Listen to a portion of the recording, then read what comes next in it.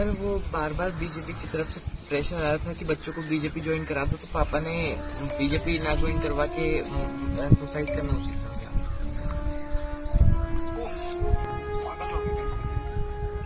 Sir मैंने आज तक आपसे कुछ नहीं बोला और यात्रा के दौरान भी सर मैं आपसे सिर्फ इतना बोलना चाहती हूँ, इतना मांगना चाहती हूँ कि आप सर माँ बाप का साया उड़ गया, पर मैं आपसे उम्मीद है कि आप आएंगे एक बार, तो सर आप आएंगे। आदाब दोस्तों, पल न्यूज में मैं हूँ आपका मेजबान कदीर अकरम। बड़ी ही हैरान कर देने वाली खबर जो है मध्य प्रदेश से सामने आई, जहां राजनीति का स्तर इतना गिर चुका है कि कांग्रेस के नफरत में इतनी अंधी हो चुकी है भारतीय जनता पार्टी के घर से कैसे परिवार को निकलने का काम कर रही है। जिन बच्चों के सर पे माँ बाप का साया था, अब वो बच्चे अनाथ।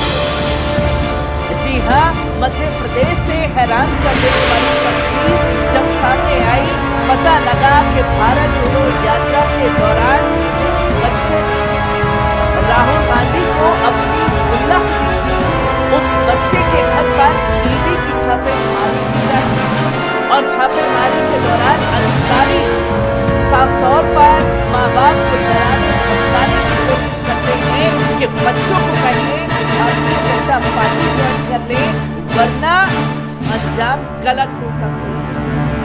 सोचिए कि बच्चों के ऊपर आंच ना आए तो उन माँ बाप ने अपनी जान देना ज्यादा जरूरी समझा, और ये नफरत की जो राजनीति की गई है उसे घिन आती है, शर्म आती है ये देख करके कि कैसे परिवार को निगलने का काम किया गया है। और जो बच्चे अनाथ हुए हैं उनसे खुद राहुल गांधी ने फोन पर बात की है। पहले इस वीडियो पर नजर डालिए। हेलो, कैसे हो बेटा? मैं बढ़िया हूँ सर, आप कैसे हैं? नहीं, मैंने तो ये बिल्कुल बहुत खराब चीज सुनी। क्या हुआ? सर वो बार बार बीजेपी की तरफ से प्रेशर आ रहा था कि बच्चों को बीजेपी ज्वाइन करा दो, तो पापा ने बीजेपी ना ज्वाइन करवा के सुसाइड करना उचित समझा। उफ, पापा तो ने मतलब जी सर। और मम्मी ने भी? जी सर, पापा और मम्मी ने दोनों ने उचित समझा। और आपको कुछ नहीं पता था? नहीं सर, हमें कुछ भी नहीं पता था। ये बार बार ईडी की साइड से प्रेशर आ रहा था कि बच्चों को बीजेपी ज्वाइन करा दो, बीजेपी ज्वाइन करा दो। पागल हो गए बिल्कुल। अब बच्चे क्या कर रहे हैं आप लोग? सर अभी यहाँ क्रियाक्रम वगैरह की तैयारी कर रहे हैं सर।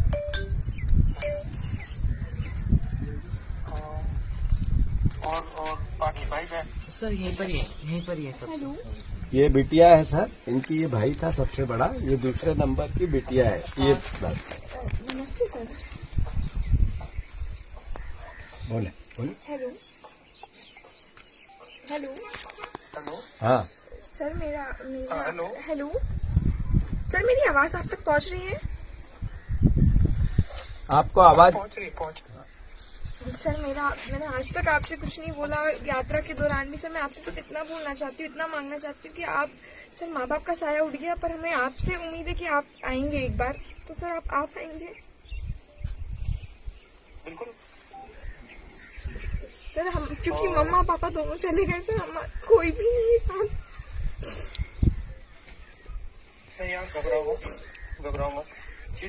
तो आपने देखा ये वीडियो कि किस तरीके से बच्चे बिलख रहे हैं। ये वीडियो देख करके मैं खुद रुआना सा हो गया, जहां बड़ा बेटा कहता है कि धमकी दी जा रही थी कि बीजेपी ज्वाइन कर लो। मम्मी पापा ने ये जरूरी नहीं समझा तो उन्होंने अपनी जान दे दी, और वो बच्ची जो उसकी बहन है उसके अल्फाज जैसे कानों में गूंज रहे हैं, जो बिलखते हुए सिर्फ राहुल गांधी से इतना कह रही है कि आप हमसे मिलने हमारे घर आएंगे, अब हम अनाथ हो चुके हैं सर। और राहुल गांधी ने जो इस पर बयान दिया वो काबिले तारीफ है, और मैं ये कहना चाहता हूं कि सिर्फ राहुल गांधी नहीं बल्कि इंडिया गठबंधन के जितने भी नेता हैं, उन्हें इन बच्चों के परिवार के साथ जाकर के खड़ा होना चाहिए, जिनके मां बाप को निगलने का काम भारतीय जनता पार्टी द्वारा किया गया है। जहां हमारे देश के संसद में संविधान पर चर्चा हो रही है दोस्तों, सोचिए कि संविधान की धज्जियां कैसे उड़ाई गई हैं कि एक हंसता खेलता परिवार ही तबाह कर दिया गया।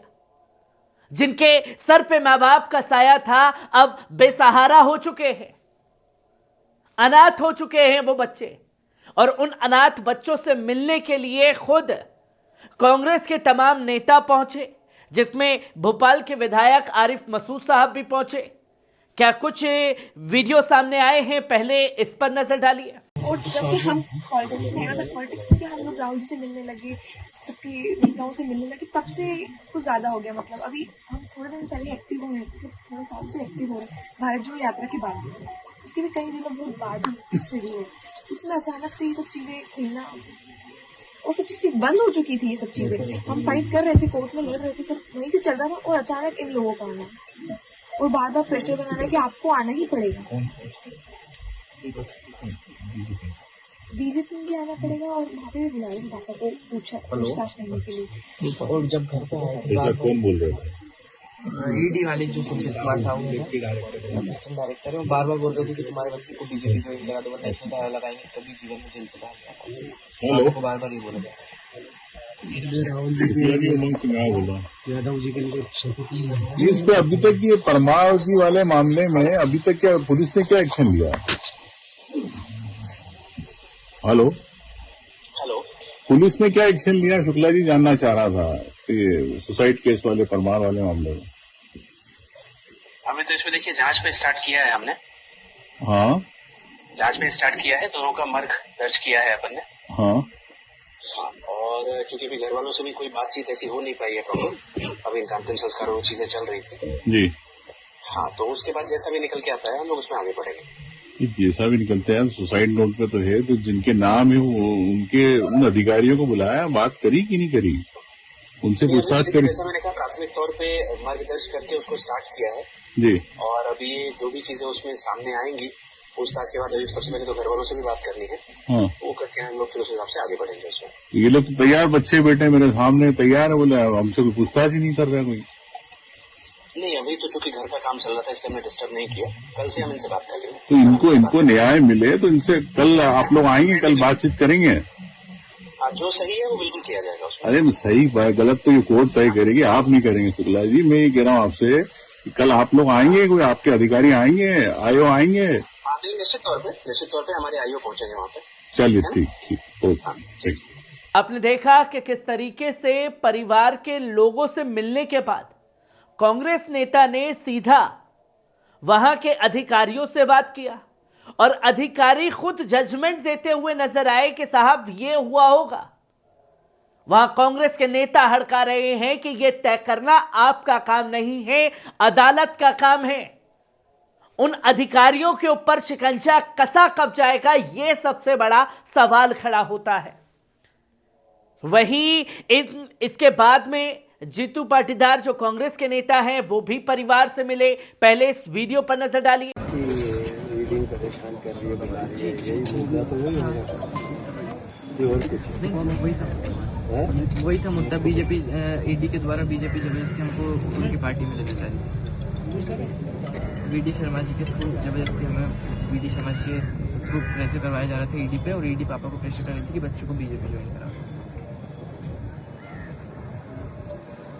कौन अधिकारी आया था अभी आपके घर? डिप्टी डायरेक्टर आए थे संजीव कुमार साहू। संजीव कुमार साहू आया था घर पे आए थे? हाँ, कितने दिन पहले? 5 तारीख को आए थे। 5 हाँ, क्या बात हुई जी? उस दिन बार बार वो ये कह रहे थे कि बीजेपी तुम बहुत ज्यादा नेतागिरी कर रहे हो, बीजेपी तुम बहुत बीजेपी के खिलाफ बोलते हो, मोदी जी के खिलाफ बहुत ज्यादा बोलते हो तुम। अभी अगर तुम्हें बचना हो तो बीजेपी ज्वाइन करा दो, बच्चों को तुम्हें बचा देंगे, वरना केस ठोकेंगे कि तुम कभी जीवन में जेल से बाहर नहीं आ पाओगे। ऐसे ईडी ऑफिस में संजीत कुमार साहब। अच्छा, और ये आए कब थे? 5 तारीख को सुबह 6:30-7 के आसपास। तो क्या बोल के अल्टीमेटली क्या बोला? अल्टीमेटली उनका एक ही मोटिव था कि बच्चों को कैसे भी बीजेपी ज्वाइन करना है। नहीं, पर जैसे बच्चे बीजेपी ज्वाइन करेंगे कि अलग इश्यू है, पर उन्होंने जैसे 5 को आए तो क्या निर्देश दे के गए, क्या बुला के गए? ईडी ऑफिस आना है क्या? ऐसा हाँ, बोल के गए थे ईडी ऑफिस आना है, क्या? कि आपको ईडी ऑफिस आना है, क्या आना है। 11 तारीख, मैंने 11 कब थी गई है हाँ, बस। उसके बाद कोई मुझे बात आई कि फोन फान आया कि आप आए नहीं, ऐसा कुछ हुआ? ऐसा नहीं, पर प्रेशर आपके फादर पे ईडी का और बीजेपी का। बीजेपी का कैसे था? सर वीडी शर्मा जी को करवा रहे थे। आपने देखा ये वीडियो देखने के बाद मैं खुद शर्मिंदा हूं कि किस स्तर पर जाकर के भारतीय जनता पार्टी ने इस नफरत की राजनीति को पहुंचा दिया है। शर्म आती है खुद की इस सत्ता पर जो काबिज है, जो लोगों को एक दूसरे से नफरत करना सिखा रही है। और परिवार को इसलिए निगल लिया गया कि कांग्रेस को जानने वाले थे, कांग्रेस को मानने वाले लोग थे। सिर्फ इस वजह से आप परिवार को निगलने का काम करेंगे। और बड़ी दलीलें दी जाती है भारतीय जनता पार्टी द्वारा। उनसे पूछना चाहते हैं कि क्या कार्रवाई होगी, क्या इस परिवार को, इन बच्चों को इंसाफ मिल पाएगा जिन्होंने अपने मां बाप को खोने का काम किया है। यह सबसे बड़ा सवाल हमारे सिस्टम पर, हमारी हुकूमत पर खड़ा होता है, जिसका जवाब हर कोई चाहता है कि मिले। इन बच्चों को इंसाफ, इनका जवाब मिले, वरना आज ये तस्वीर है, कल कोई और तस्वीर लोगों के सामने आती जाएगी। पन्ने पलटते जाएंगे, फहरिस्त बढ़ती जाएगी, पर यह नफरत की राजनीति नहीं रुकने वाली, जिसे रोकने की जिम्मेदारी हमारी और आपकी खुद की है।